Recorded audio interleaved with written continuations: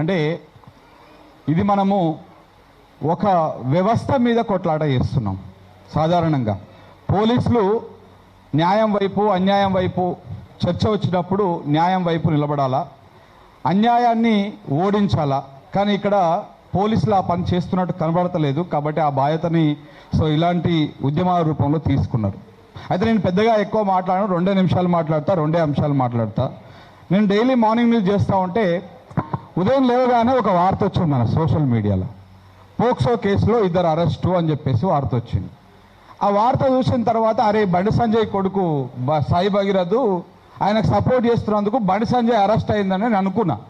కానీ ఆ case open చేసి చూస్తే ఒకటేమో సంగారెడ్డిలో, ఇంకోటేమో నిర్మల్లో అంట. 2 అరెస్ట్ చేసి అది ఎప్పుడు నమోదైందంటే జస్ట్ ఒకరోజు ముందే నమోదైంది కేసు. మరి సంగారెడ్డిలో ఒకరోజు ముందు నమోదైన పోక్సో కేసులో తెల్లారంగానే ఎట్లా అరెస్ట్ అయ్యిండు? నిర్మల్లో ఒకరోజు ముందైన పోక్సో కేసులో వెంటనే నెక్స్ట్ డేనే ఎట్లా అరెస్ట్ అయ్యారు? ఇక్కడ బండి సంజయ్ కొడుకు ఎందుకు అరెస్ట్ అవ్వట్లేదు?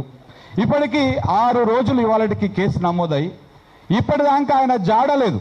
మళ్ళీ ఇందులో చాలా హాస్యాస్పదం ఏంటంటే ఆయన లేడు అని చెప్పేసి ఆయన అప్స్కాండింగ్లో ఉన్నాడు, ఆయన 2 ఫోన్లు స్విచ్ ఆఫ్ చేసుకున్నారు. కాబట్టి ఆయన కోసం మేము వెతుకుతున్నాం, ఆయన అడ్రస్ దొరకగానే ఆయన కనపడగానే మేము పట్టుకుంటాం అని చెప్పేసి పోలీసు వాళ్ళు సిట్ వేసిన మరి కొన్ని గంటల్లోనే సిట్ వేసిరు. మధ్యాహ్నం 12 గంటల టైంలో 12-1 గంటలకి, సాయంత్రం 6-7 గంటలకు ప్రెస్ మీట్ పెట్టి ఈ విషయాన్ని చెప్పడం జరిగింది. అంటే సిట్ వేసిన దాకా పోలీసు వాళ్ళు కనీసం ఆయనని పట్టుకోవడానికి ప్రయత్నం కూడా చేయలే. సిట్ వేసింది ఎప్పుడు, ఆ కేసు అయ్యింది ఎప్పుడు? 8 తారీఖు. ఇంత ముందుకు బ్రదర్ చెప్పినట్టు 8 తారీఖు నాడు సాయంత్రం కేసు అయింది.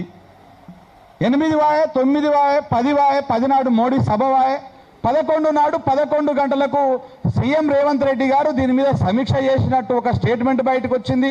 మరి ఆ వీడియోలు అయితే ఏం బయటికి రాలే, డీజీపీ గారిని పిలిచి మాట్లాడినట్టు వీడియోలు బయటికి రాలే. కానీ సమీక్ష చేసినట్టు ఒక వార్త బయటకు వచ్చింది. పెద్ద ఛానళ్లలో బ్రేకింగ్లు పడ్డాయి ఎర్రెర్ర ప్లేట్ల మీద.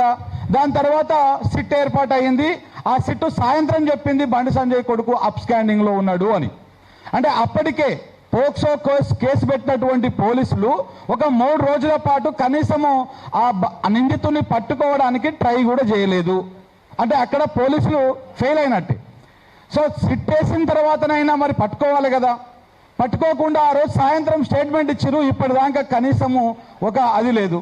ఇక ఎక్కడైనా విచారణ ఎప్పుడు జరుగుతుందన్నా, ఇప్పుడు అరెస్ట్ అయిన తర్వాత పోలీసులు బాధితురాలు పక్షాన కోర్టులలో వాయిస్లు వినిపిస్తూ ఉంటారు, నిందితుడి పక్షాన లాయర్లను పెట్టుకొని అది చేస్తూ ఉంటారు.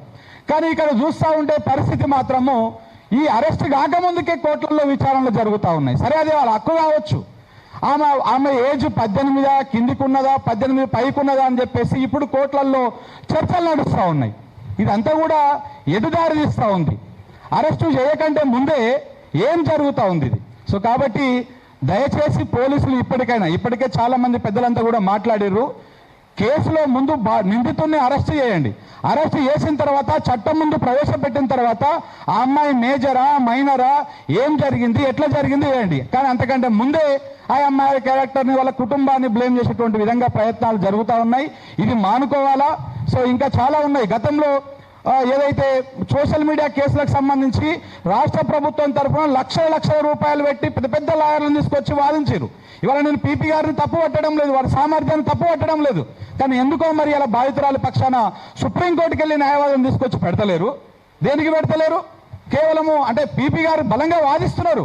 వారి వాళ్ళ వాదనలో వీళ్ళు మైనర్ మేజర్ గురించి మాట్లాడినప్పుడు, ఆ సెక్షన్లు మార్పు గురించి మాట్లాడినప్పుడు వారు చాలా బలంగా వాదించారు.